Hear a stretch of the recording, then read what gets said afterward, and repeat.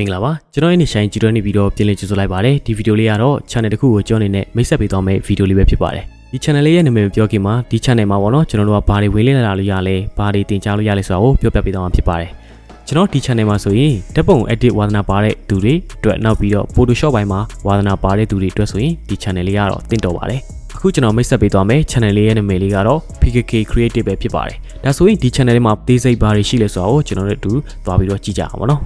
်ပထမဆုံးပေါ့နော်ကျွန်တော် YouTube တွေဝင်လိုက်ပါ YouTube တွေဝင်ပြီးဆိုတာနဲ့ကျွန်တော်တို့အနေနဲ့ set box တွေမှာပေါ့နော် PKK Creative ဆိုပြီးတော့ကျွန်တော်တို့ရိုက်ထည့်လိုက်မယ်ကျွန်တော်တို့ဒီ K ဆိုတဲ့ logo လေးကိုတွေ့ရမှာဖြစ်ပါတယ် channel လေးကိုကျွန်တော်ဝင်လိုက်မယ်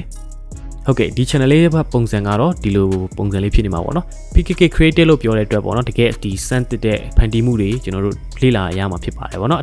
ဒီ smartphone live room ပေါ့နော်တုံးပြီးတော့ကျွန်တော်တို့ကဓာတ်ပုံတွေကိုလာအောင်ဘယ်လိုမျိုးပြင်ရမလဲဘယ်လိုအရောင်တွေ color တွေ change ရမလဲဆိုတော့ကျွန်တော်လေ့လာရမှာဖြစ်ပါတယ်နောက်ပြီးတော့အခြားသောဒီဓာတ်ပုံပြင်တဲ့ program တွေလည်းကျွန်တော်လေ့လာရမှာဖြစ်ပါတယ်နောက်တစ်ခုကတော့ကျွန်တော်တို့ Photoshop ဘိုင်းမှာဝါသနာပါတဲ့သူတွေအတွက်ဆိုရင်လည်းအဆင်ပြေပါတယ်ပေါ့နော် Photoshop ဘိုင်းနဲ့ကျွန်တော်ဓာတ်ပုံပြင်တဲ့ဘိုင်းတွေလားနောက်ပြီးတော့ကျွန်တော်တို့ဒီဓာတ်ပုံ edit တဲ့ဘိုင်းတွေနောက်ပြီးတော့ဒီကျွန်တော် passport photo လုပ်တဲ့အပိုင်းတွေလားအခြားသောကျွန်တော်တို့စကလုံးလုပ်တဲ့အပိုင်းတွေရောကျွန်တော်တို့အများကြီးလေ့လာလို့ရပါတယ်ဒီ channel လေးကစတာမကြသေးဘူးဆိုပေမဲ့ channel လေးကို subscribe လုပ်ထားပြီးတော့ကျွန်တော်တို့ကခေါင်းလောက်လေးထားခြင်းအဖြစ်ပေါ့နော်ကျွန်တော်တို့ဒီတင်လိုက်တဲ့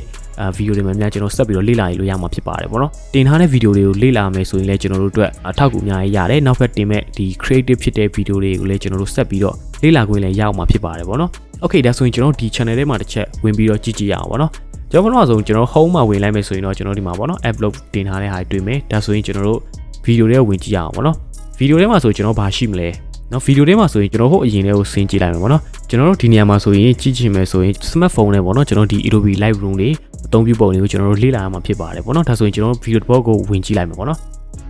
်โอเคဝင်ကြည့်လိုက်မယ်ဆိုရင်ကျွန်တော်ဒီနေရာမှာပေါ့နော်ဓာတ်ပုံကိုကျွန်တော်တို့ကဘယ်လိုမျိုးအရောင်တွေချိန်ကြီးရမလဲဆိုတော့လုပ်ပြပေးသွားတာတွေ့ရမှာပေါ့နော်ကျွန်တော်ဒီနေရာမှာကျွန်တော်ဓာတ်ပုံပုံချင်းစီရဲ့ကဲ Lightroom မှာဆိုရင်လည်းကျွန်တော်တို့ကလွယ်ကူအောင်ပေါ့နော်ကိုအယောင်ချိန်တဲ့ခါမှာဒီနေရာမှာဒီ highlight ဘိုင်းတွေဆိုဘလောက်ကျွန်တော်တို့ number align ပေါ့နော်ကျွန်တော်တို့ဒီ color preset ပုံစံအတိုင်းလိုချင်တယ်ဆိုရင်ကျွန်တော်တို့ light ကြည့်ပြီးတော့ကျွန်တော်တို့အယောင်ချိန်သွားလို့ရပါတယ် okay ဒါကတော့ကျွန်တော်တို့ Adobe Lightroom နဲ့အသုံးပြုပြီးတော့ဓာတ်ပုံတွေကိုပို့ပြီးတော့အယောင်လာအောင်ဖန်တီးတဲ့ဘိုင်းပဲဖြစ်ပါတယ်ပေါ့နော်ဒါကတော့ Adobe Lightroom ပေါ့နော်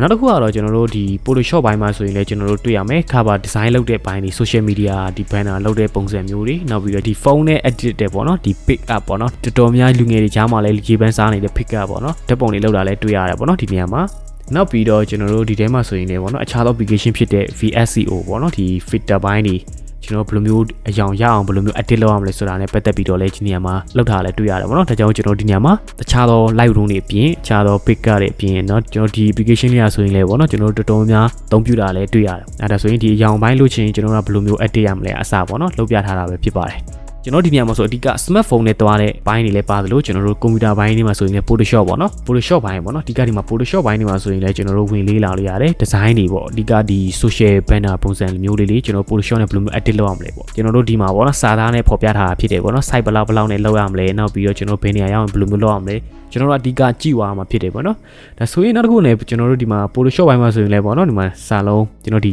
liquid ယူကြားတဲ့ပုံစံမျိုးတွေကျွန်တော်ဒီစာလုံး design ပုံစံဖန်တီးတဲ့ပုံစံမျိုးလေးလည်းကျွန်တော်တို့ဝင်ပြီးတော့လေ့လာရရတယ်ပေါ့နော် tutorial ကတော့တိတ်ပြီးတော့လည်းရှည်တော့မဟုတ်ပါဘူးကျွန်တော်တို့ဒီ4မိနစ်ခွဲရှိမယ်5မိနစ်အများဆုံးဆိုရင်လည်း10မိနစ်ပေါ့နော်ကျွန်တော်တို့ရှည်မဲ့ tutorial လေးဆိုရင်လည်းပေါ့နော် okay ဒီဗီဒီယိုပုံစံမျိုးလေးပေါ့နော်ကျွန်တော်သွားပြီးတော့လေ့လာလို့ရပါတယ်နောက်ပြီးတော့ဒီမှာ passport photo site တွေဥပမာကျွန်တော်တို့ဓာတ်ပုံ print ချင်တယ်ဗျာဓာတ်ပုံ print ချင်တယ်ဆိုင်မှာမတော်ချင်ကိုဖန်တီးယူလို့လည်းရတယ်ပေါ့နော်ကိုဓာတ်ပုံကို passport photo လိုတာဖြစ် ID photo လိုတာဖြစ်ကျွန်တော်တို့ကဝင်ပြီးတော့လေ့လာလို့ရတယ်ပေါ့နော်ကိုယ်တိုင်လုပ်လို့ရတယ်ဒါဆိုရင်ဒီနာမှာဆိုရင်ကျွန်တော်တို့နီးပညာပိုင်းနဲ့ပတ်သက်ပြီးတော့ဝင်လေးလာလို့ရပါတယ်ဒါဆိုရင်ဒီ PKK channel မှာဆိုရင်ကျွန်တော်အနေနဲ့ပြန်သုံးသပ်ကြည့်ရဆိုရင်တော့ဓာတ်ပုံဝါသနာပါတဲ့သူတွေအတွက်လုံးဝသုံးတယ်မယ်နောက်ပြီးတော့ Photoshop ဘိုင်းမှာလေ့လာချင်တဲ့သူတွေအတွက်ဆိုရင်သုံးတယ်မဲ့ channel လေးပဲဖြစ်တယ်ဟုတ်ကဲ့ကျွန်တော်တို့ဒီ channel မှာဆိုရင်ကျွန်တော်တို့ Photoshop တွေနောက်ပိုင်းထပ်ပြီးတော့အသစ်တွေလာမယ်လို့လည်းကျွန်တော်အနေနဲ့သိထားရတယ်ပေါ့နော်အဲကြောင့်မို့ဒီ channel လေးကိုကျွန်တော်အနေနဲ့ subscribe လုပ်ထားပေးဖို့တိုက်တွန်းချင်ပါတယ်အဲဆိုရင် subscribe လုပ်ပြီးတော့ကျွန်တော်ခေါင်းလောင်းလေးနှိပ်ထားပေးမယ်။ all ကိုပေးထားမယ်ဆိုရင်ဒီ channel မှာတင်တဲ့ video တွေဆက်တင်မဲ့ video တွေကျွန်တော်တို့ကအချိန်နဲ့ပြင်းကြီးဆက်ပြီးတော့လေ့လာလို့ရမှာဖြစ်ပါတယ်။ဒါကြောင့်မို့ PKK Creative Channel ကို subscribe လုပ်ထားပေးဖို့တိုက်တွန်းချင်ပါတယ်။နောက်ပြီးတော့ကျွန်တော်တို့က video ပြင်ကျွန်တော်တို့ playlist မှာဝင်ပြီးတော့လဲခွဲထားတဲ့အတွက်ပို့ပြီးတော့ကိုယ်အတွက်လေ့လာတဲ့အခါမှာ ပို့ပြီးတော့လွယ်ကူစေတယ် playlist မှာဝင်လိုက်တဲ့အတွက်ကျွန်တော်တို့က live room preset ဘိုင်းတွေနောက်ပြီးတော့ကျွန်တော်တို့ VSCO ဘိုင်းတွေပေါ့နော် filter ဘိုင်းနဲ့ပတ်သက်တဲ့ application ကိုလည်းလေ့လာလို့ရတယ်ရှင်းလင်းပေါ့နော်ကျွန်တော် playlist နဲ့ခွဲထားတဲ့အတွက်ပေါ့နော် Photoshop ဆိုလည်း Photoshop PKK ဆိုလည်း PKK ပေါ့နော်ကျွန်တော်တို့ကရှင်းလေးနဲ့လွယ်ကူပေါ့နော်ဝင်ပြီးတော့လေ့လာလို့ရပါတယ်ဒါကတော့ playlist မှာပေါ့နော် playlist ခွဲထားတဲ့အတွက်ပေါ့တပ်ပုံဝါနာပါတဲ့သူငယ်တွေနောက်ပြီးတော့ Photoshop ဘိုင်းမှာလေ့လာချင်တဲ့သူတွေအတွက်အသုံးတည့်မဲ့ channel လေးဖြစ်တဲ့အတွက်ကျွန်တော်အနေနဲ့လာပြီးတော့လေ့လာစေချင်ပါတယ်